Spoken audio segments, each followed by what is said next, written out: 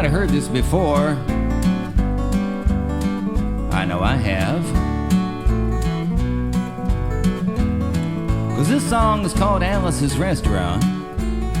It's about Alice and the restaurant. But Alice's Restaurant was never the name of a restaurant. That was always just the name of this song.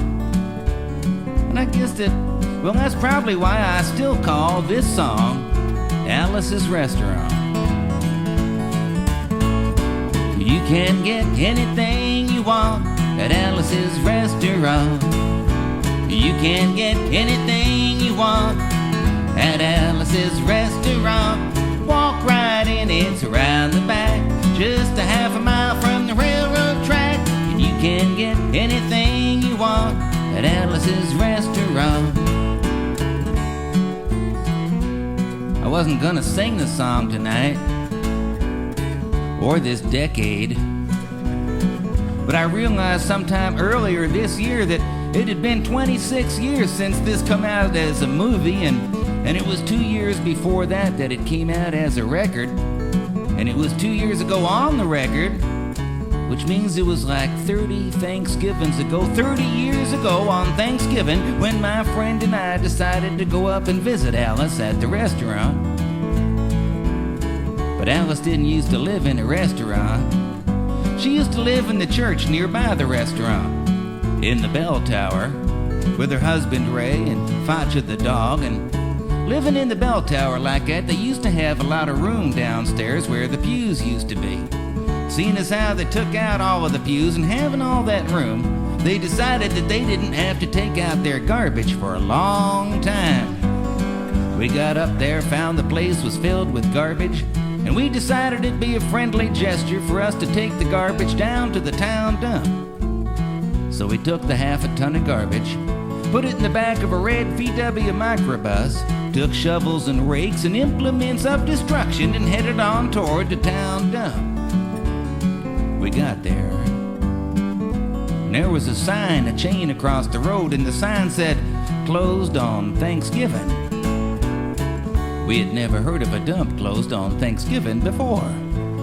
And so with tears in our eyes, we drove off into the sunset, looking for another place to put the garbage. And we didn't find one, till we come to a side road. And off of the side road, there was a 15-foot cliff, and at the bottom of the cliff, there was another pile of garbage. We decided that one big pile would be better than two little ones, and rather than bring that one up, we decided to throw ours down. That's what we did. Drove back to the church, had a Thanksgiving dinner that couldn't be beat, went to sleep and didn't get up until the next morning, when we got a phone call from Officer Obie. He said, "Kid, we found your name on an envelope at the bottom of a half a ton of garbage. Just wanted to know if you had any information about it." And I said, "Yes, sir, Officer Obie. I cannot tell a lie. I put that envelope under that garbage." It was after speaking to Obie for about 45 minutes on the telephone that we finally arrived at the truth of the matter. And Obie said we had to go down and pick up the garbage, and we also had to go down and talk to him at the police officer station. Now, friends, there was only one of two things that Obie could have done at the police officer station. And the first thing was he could have given us a medal for being so brave and honest on the telephone, which wasn't very likely. Hey, we didn't expect it. And the other possibility was that he could have bawled us out and told us never to be seen driving garbage around the vicinity again, which is what we expected. But when we got to the police officer station, there was a third possibility that we hadn't counted on. And we was both immediately arrested, handcuffed. And I said, "Obie, I don't think I can pick up the garbage with the handcuffs on." He said, "Shut up, kid. Get in the back of the patrol car." And we sat in the back of the patrol car and drove to the, quote, "scene of the crime," unquote. Friends, I want to tell you about the town of Stockbridge, Massachusetts, where this was happening. They got 3 stop signs, 2 police officers, and 1 police car. But when we got to the scene of the crime, there was 5 police officers and 3 police cars, being the biggest crime of the last 50 years, and everybody wanted to get in the newspaper story about it, and they was using up all kinds of cop equipment they had hanging around the police officer station. They was taking plaster, tire track, footprints, dog-smelling prints. They took 27 8x10 colored glossy pictures with circles and arrows and a paragraph on the back of each one explaining what each one was to be used as evidence against us. They took pictures of the approach, the getaway, the northwest corner and the southwest corner, and that's not to mention the aerial photography. And it was after the ordeal we went back to the jail. Obie said he was going to put us in a cell. He said, "Kid, I'm going to put you in a cell. Give me your wallet and your belt." And I said, "Obie, I can understand you wanting my wallet, so I don't have any money to spend in the cell, but what do you want my belt for?" And he said, "Kid, we don't want any hangings." And I said, "Obie, did you think I was going to hang myself for littering?" Obie said he was making sure, and friends Obie was, 'cause he took out the toilet seat so I couldn't hit myself over the head and drown. Took out the toilet paper so I couldn't bend the bars, roll the toilet paper out the window, slide down the roll, have an escape and get away. Obie was making sure all right. And it was about 4 or 5 hours later that Alice, remember Alice? This is still the song about Alice. And anyway, Alice come by, and with a few nasty words to Obie on the side, she bailed us out of jail. We went back to the church, had another Thanksgiving dinner that couldn't be beat, went to sleep and didn't get up until the next morning, when we all had to go to court. We walked in, sat down.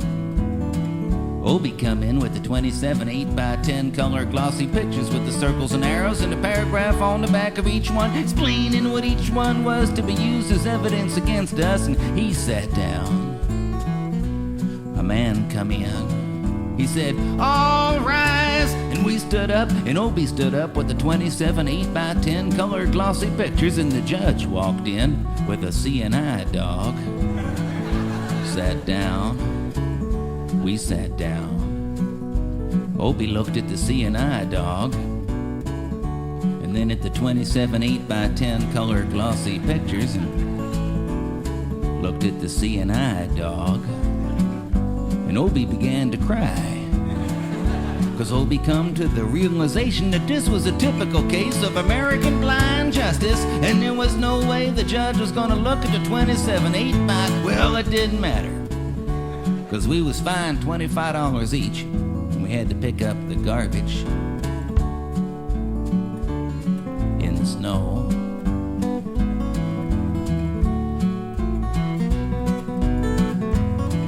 But that's not really what I come to talk about so much.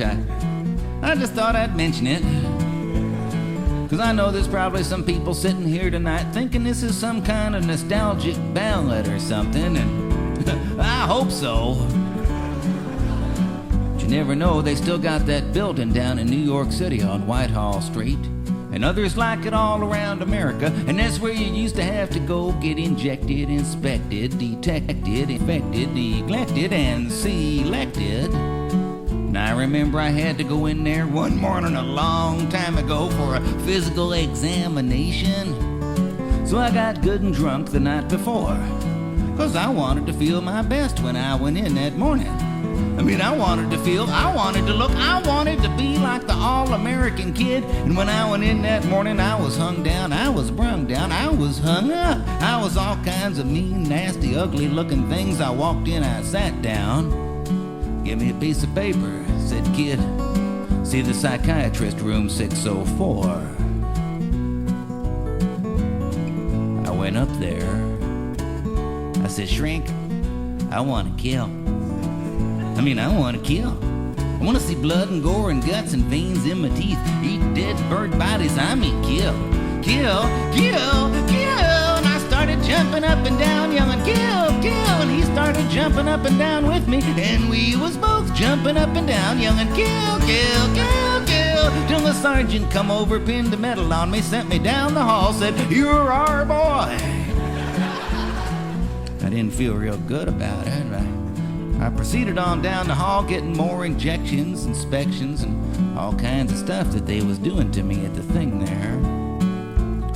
I was there for 2, 3, 4, 5 hours. I was there for a long time, going through all kinds of mean, nasty, ugly things. They was inspecting, injecting every single part of me, and they was leaving no parts untouched.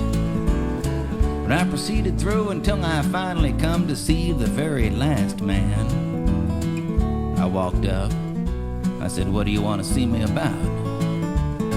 He said, "Kid, we only have one more question. Have you ever been arrested?" And I told him the story of Alice's Restaurant Massacree with 5-part harmony, full orchestration, all kinds of the phenomenon. He stopped me right there. He said, "Kid, did you go to court?" And I told him the story of the 27 8x10 color glossy pictures with the circles and arrows and the paragraph on the back of each one. He stopped me again. He said, "Kid, I want you to go over, sit down on that bench that says Group W."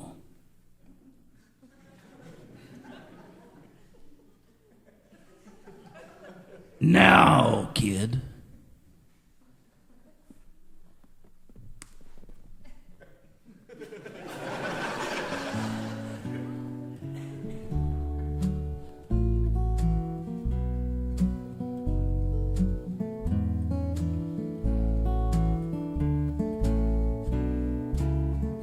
Over there.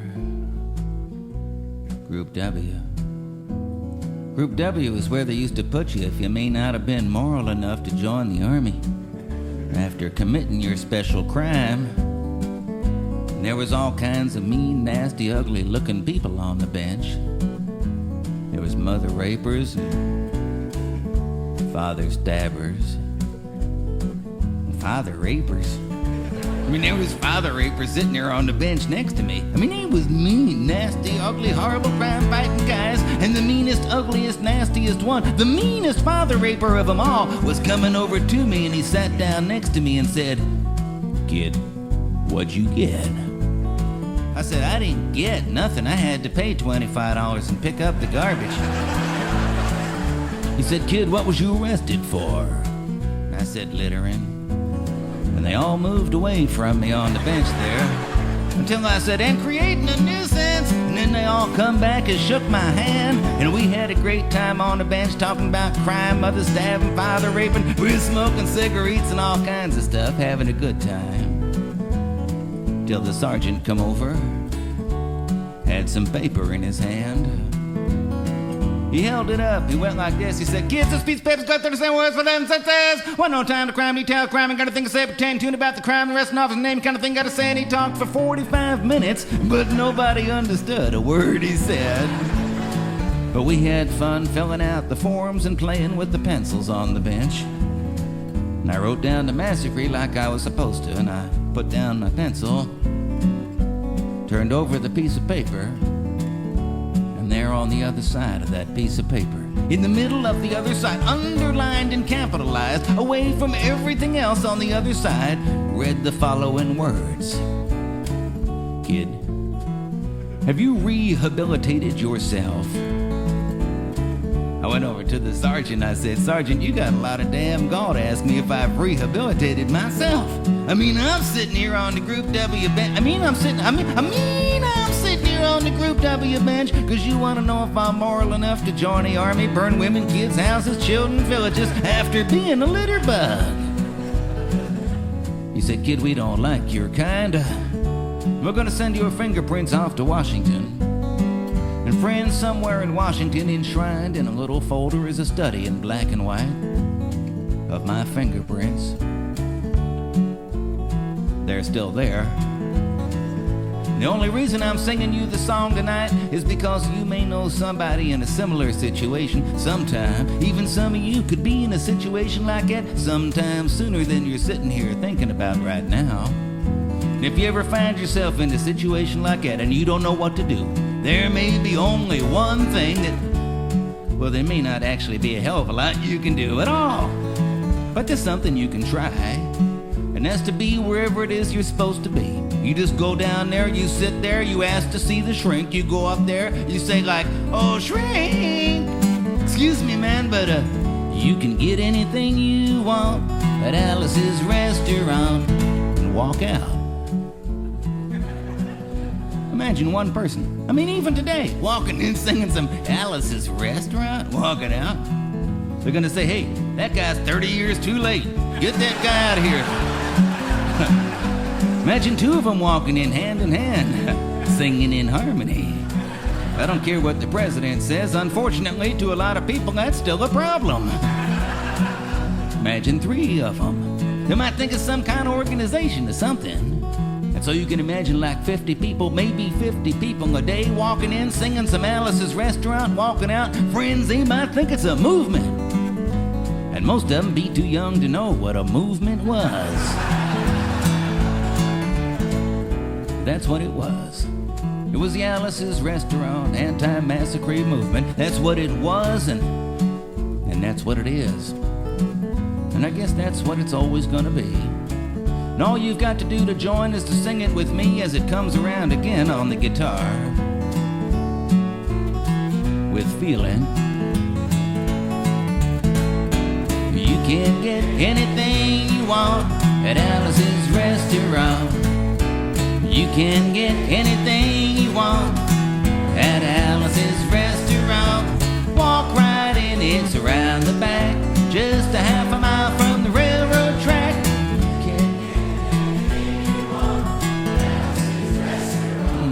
No. You can't start singing loud just at the end if I quit singing. You would have thought after all this time you'd have learned by now. If you want to end war and stuff, you've got to learn to sing loud all the time so people can hear you. Now, I know this is a long song. Believe me, I know how long it is. And even on the record when it come out, it was pretty long. What, 18 minutes, like I said, or something? And I'm not sitting here trying to make it any longer, but I can feel it. I know there's people sitting in this very room tonight that don't believe that songs can change the world, or that songs can change the destiny of nations. I don't blame you. I wouldn't have thought so myself. Of course, I know something that some of you may not know, but I was reminded of it during the last election. See, I remembered back when Jimmy Carter was elected president, because I got an invitation to his inauguration, and I knew I had to go, because I knew it'd be the only one I ever got. Been right so far. But I went down to Washington, D.C. I'm not making this up now. This is real. I went down to Washington, and it's just like you see on TV, people partying and stuff, and everything was fine until along toward evening, somebody come around, tapped me on the shoulder, and I turned around, and it was Chip Carter, the president's son. I said, "Hi, Chip." I recognized him. He was about my age. He said, "Arlo, I've been looking everywhere for you." I said, "Chip, how come?" He said, "Arlo, I've got something very important to tell you." And I said, "Chip, what is it?" He said, "Arlo, we were moving our stuff into the White House, and in the Nixon record library, we found a copy of your record, Alice's Restaurant." I looked at Chip Carter. I looked deep into the man's soul. I said, "Chip, was it open?" And in slow motion he nodded, yes, it had been opened. And I want you folks sitting here tonight to know that I did not think about that for a long time. Until just recently when we was all thinking about Richard Nixon when he passed away. And I see some young people here that may not know. See, but Richard Nixon was the president of the United States. And he used to like to tape stuff. I mean, if you can imagine a world before VCRs and cassette decks was everywhere, you can imagine a man who was truly ahead of his time. And he taped everything that went on in the White House, and everything was fine until one day they started playing back the tapes. People found out what was going on in there. But it wasn't anything that was on any tape that got the man in trouble. so much as it was what he had erased from the tapes. And there was one particular famous gap in one of those tapes that I was thinking about one night when I said to myself, Arlo, how many things in the world are 18 minutes and 20 seconds long?